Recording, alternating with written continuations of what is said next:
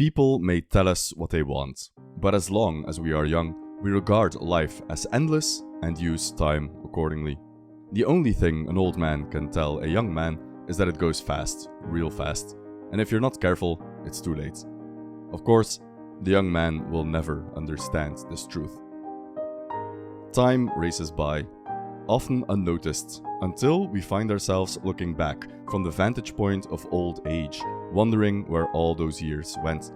We live, caught in the daily grind, only to realize too late that life's moments were fleeting, like sand through our fingertips. But what if we could change that? By becoming aware of time's endless flow, we can become aware of the moment, appreciate life's beauty, and navigate its challenges with wisdom. Each stage of life brings its own advantages and disadvantages, and by being aware of where we are, where we've gone, and where we're going, we can learn to better navigate the stormy sea of life and maybe reach the best that we can hope for.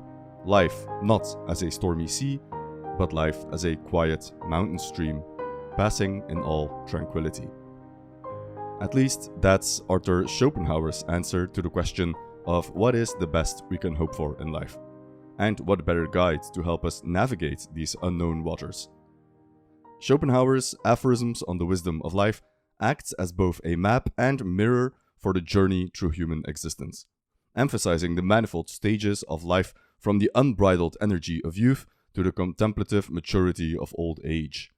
Equal parts pragmatic wisdom and philosophical insight, Schopenhauer explores how one might navigate life's inevitable hardships with each passing phase. He contemplates the ephemeral nature of time, urging us to understand the transient beauty and struggles of life's stages.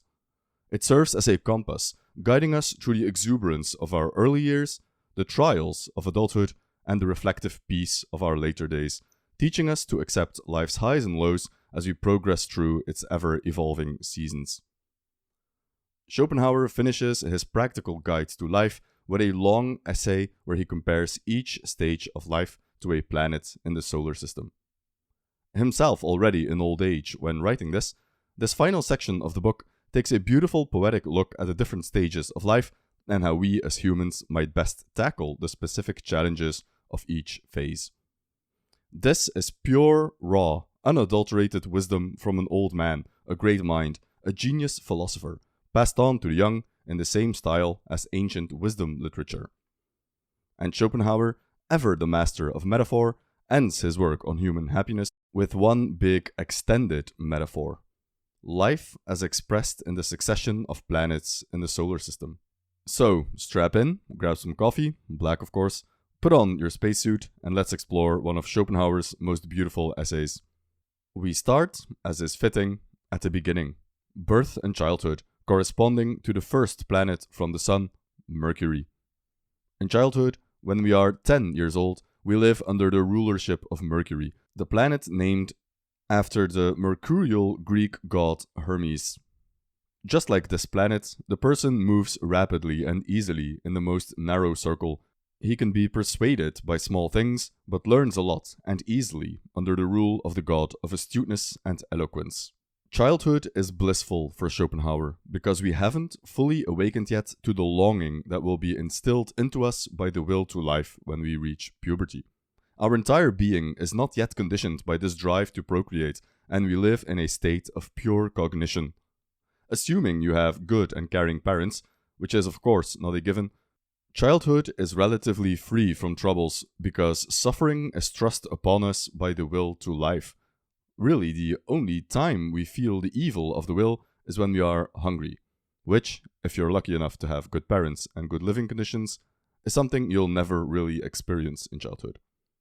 It's with puberty that the trouble begins, because we become aware of an intense desire, an intense longing, an intense drive, sexual attraction.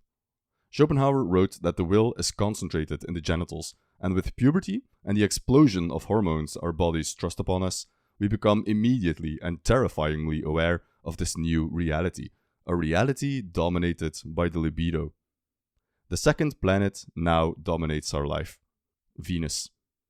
Venus, the goddess of love, is the great distractor, pulling us away from higher pursuits like philosophy or learning. At age 20, the rule of Venus begins. Love and women take complete possession of him. The devil takes possession of us and drives us insane.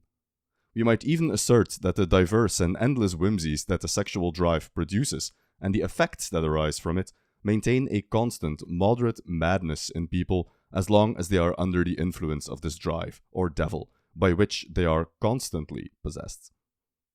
It's only in old age that this demon is expelled, more or less, and we can return to the blissful state of childhood, where we spend our lives without this devil on our shoulder.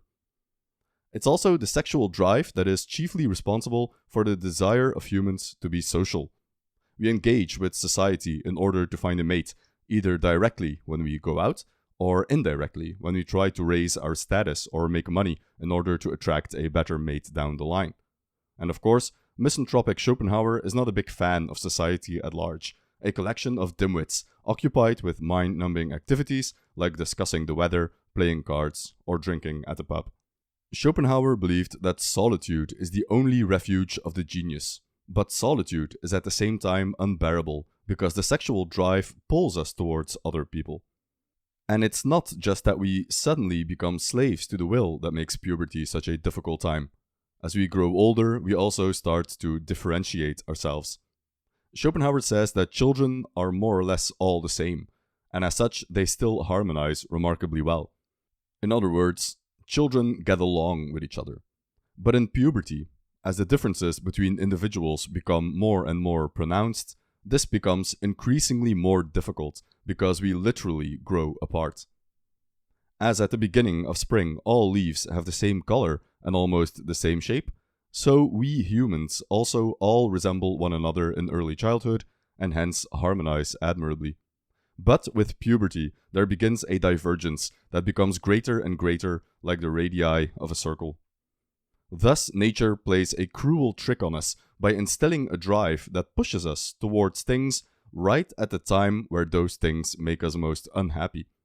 Under the guise of Venus, we chase ephemeral sexual pleasures, things that satisfy us for a short moment before we become disillusioned, and right at the time when the differences between individuals, and thus the possibility for conflict, become most pronounced.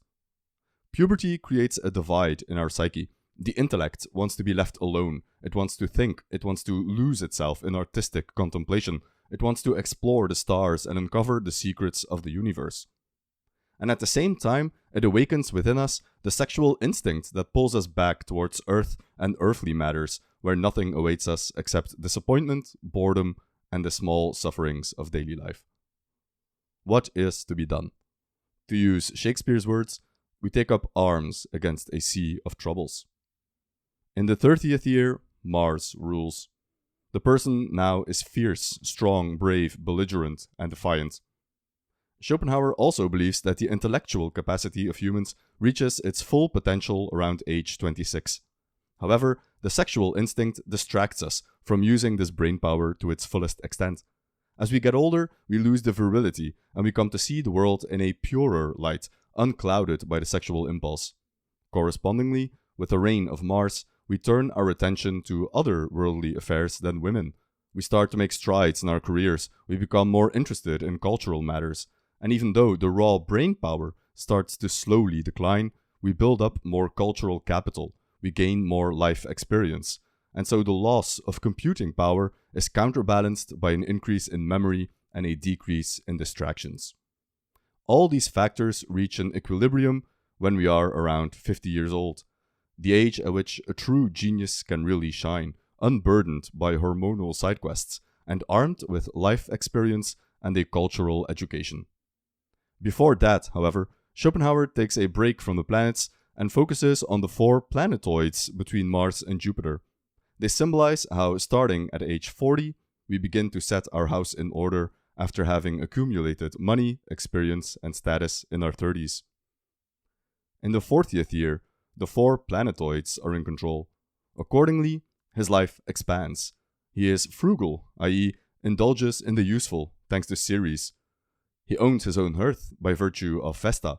He has learned what he needs to know thanks to Pallas, and the mistress of the house, his wife, rules as Juno. When Schopenhauer wrote this essay, many more planetoids and asteroids were being discovered. Today, we know there is an entire asteroid belt between Mars and Jupiter, consisting of millions of asteroids. But Schopenhauer dismisses these discoveries in a footnote with a sardonic quip in which he also takes a shot at philosophy professors. The approximately 50 planetoids that have been discovered since are an innovation that I do not accept. Therefore, I treat them the way I treat philosophy professors. I ignore them because they do not suit my plans. Finally, we arrive at the age of 50, the age of genius, as Schopenhauer claims that most eminent artists and philosophers, some exceptions notwithstanding, produced their best work around this age. Correspondingly, this age coincides with the reign of Jupiter, king of the gods. At 50, Jupiter rules. Already the person has outlived most others and feels superior to the present generation. Still in complete command of his powers, he is rich in experience and knowledge. He has, in accordance with his individuality and position, authority over all those around him. Therefore, he no longer wants to take orders, but give them himself. Now he is most suited to be a ruler and sovereign in his sphere. Thus Jupiter is at his highest point, and with him the 50-year-old. We reach a point of equilibrium where we are far away from the distracting influence of Venus and the youthful exuberance of Mars. We have gained experience in worldly matters. We can compare through lived experience the older generation with the new, and yet our mental capacity has not yet declined as it will in old age. Therefore, this is the age of true independence, having settled into our worldly role according to our natural abilities. We truly become masters of our own individuality and sovereigns over our souls. But it is not to last. Time rushes on, and the god of time, scythe in hand, comes to reap what is sown. But at 60, Saturn follows, and with him the heaviness, slowness, and tenacity of lead. But old folks, many feign as they were dead, unwieldy, slow, heavy, and pale as lead. Death is in our sight. Fittingly, for the planet named after the Titan of time, we become acutely aware of our mortality, and Schopenhauer says life takes on a different aspect at this age.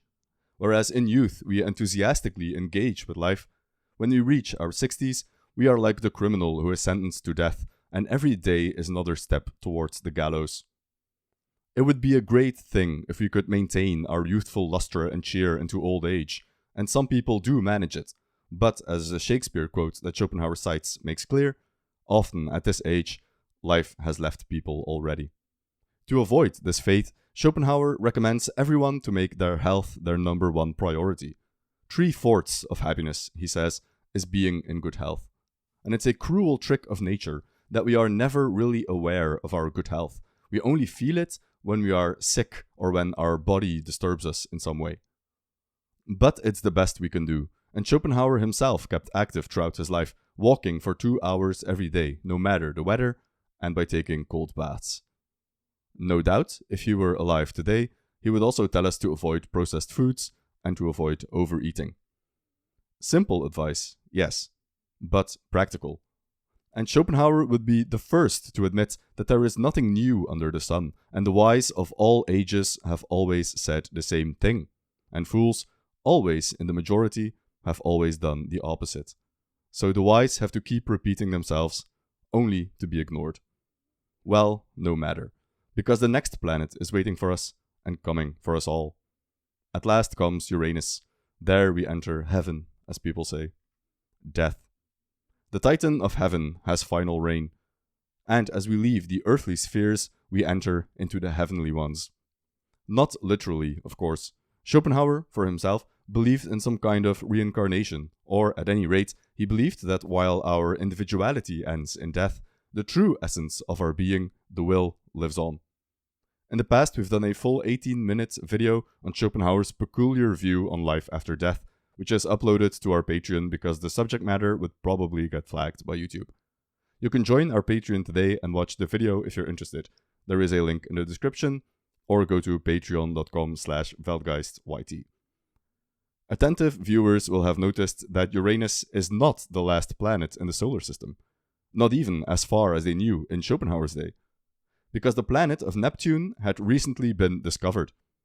Except that Neptune's name was, according to Schopenhauer, chosen without careful thought, and its name ruins Schopenhauer's plans for a neat and complete analogy for life. Neptune, as thoughtlessness unfortunately has called him, I cannot take into consideration here, because I am not allowed to call him by his true name, which is Eros.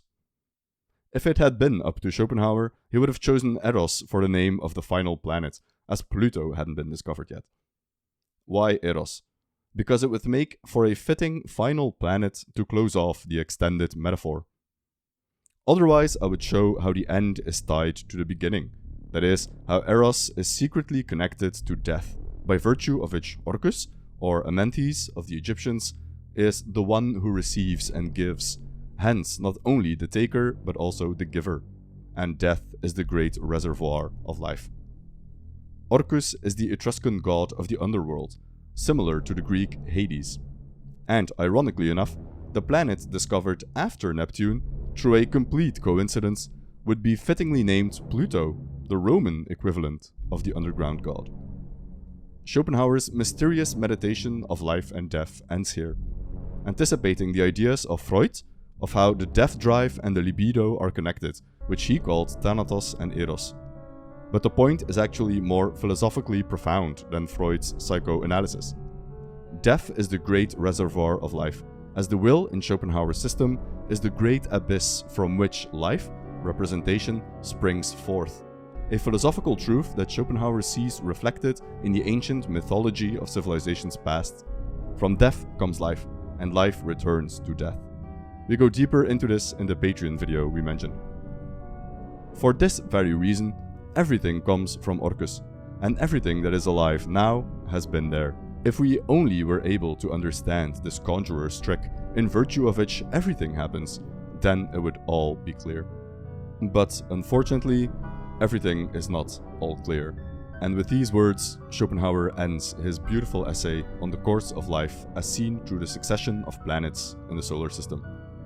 He was disappointed with the naming of Neptune, but I like to believe that had he been alive to witness the discovery and naming of Pluto, he would have felt vindicated and could rest easy knowing that his great analogy of the human course of life finally has a fitting end, a good death.